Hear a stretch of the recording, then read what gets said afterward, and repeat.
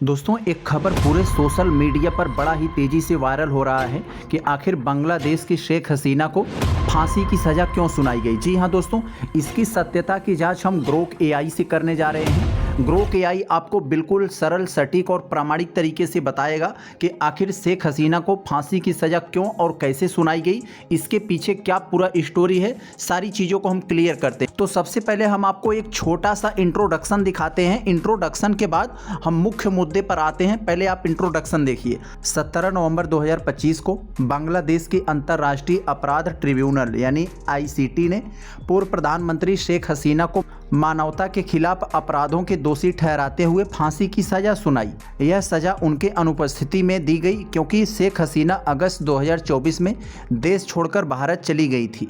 सजा का मुख्य कारण 2024 की छात्र नेतृत्व वाली आंदोलन, जिसे जुलाई क्रांति भी कहा जाता है, इसके दौरान उनके सरकार द्वारा किए गए हिंसक दमन का आदेश देना था।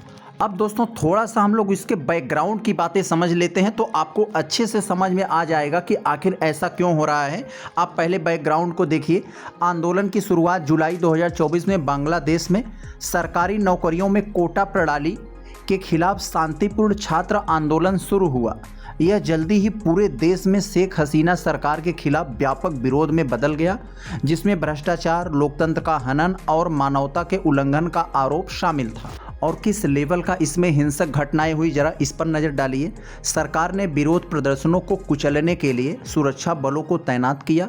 संयुक्त राष्ट्र की रिपोर्ट के अनुसार 15 जुलाई से 5 अगस्त 2024 के बीच लगभग 1400 लोग मारे गए, ज़्यादातर गोलीबारी से, और 25,000 से अधिक घायल हुए।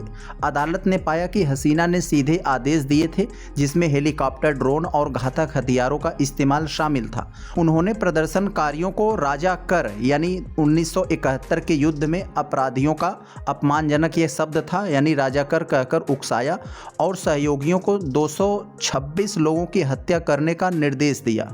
इसके बाद शेख हसीना सरकार का पतन कैसे हुआ। हिंसा के चरम पर 5 अगस्त 2024 को हसीना को इस्तीफा देना पड़ा और वे भारत भाग गई। नोबेल विजेता मोहम्मद यूनुस के नेतृत्व में अंतरिम सरकार बनी, जिसने हसीना के खिलाफ मुकदमा चलाया। अब दोस्तों, हम लोग समझते हैं कि आखिर अदालत का फैसला क्या आया, क्यों आया, कैसे आया। जरा हम लोग इस पर थोड़ा सा नज़र डालते हैं, जरा देखते हैं हम लोग। इसमें पहला है उकसावा और आदेश, प्रदर्शनकारियों की हत्या का सीधा आदेश देना, यस। दूसरा है दोस्तों निष्क्रियता यानी अत्याचार जो हो रहा था उसको रोकने में विफलता। अगला है इसमें हत्या और अतिरिक्त न्यायिक हत्याएं, जैसे सैकड़ों नागरिकों की मौत के जिम्मेदार ठहराया जा रहा है शेख हसीना को। फांसी, साथ ही उनके पूर्व गृह मंत्री आसुद्दजमा खान कमाल को भी फांसी और पूर्व पुलिस प्रमुख को 5 साल की जेल। अदालत ने इसे ऐतिहासिक फैसला बताया जो पीड़ित परिवारों को न्याय प्रदान करता है। अगर दोस्तों इसके प्रभाव की हम लोग बात देख लें तो इसका किस लेवल का प्रभाव पड़ेगा, जरा हम लोग देखते हैं।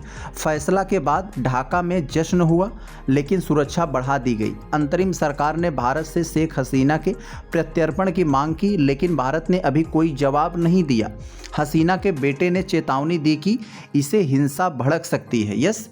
अब दोस्तों हम लोग देखते हैं जिसका लोगों को इंतजार था कि शेख हसीना की इस पर क्या रिएक्शन हुआ, जरा देखते हैं।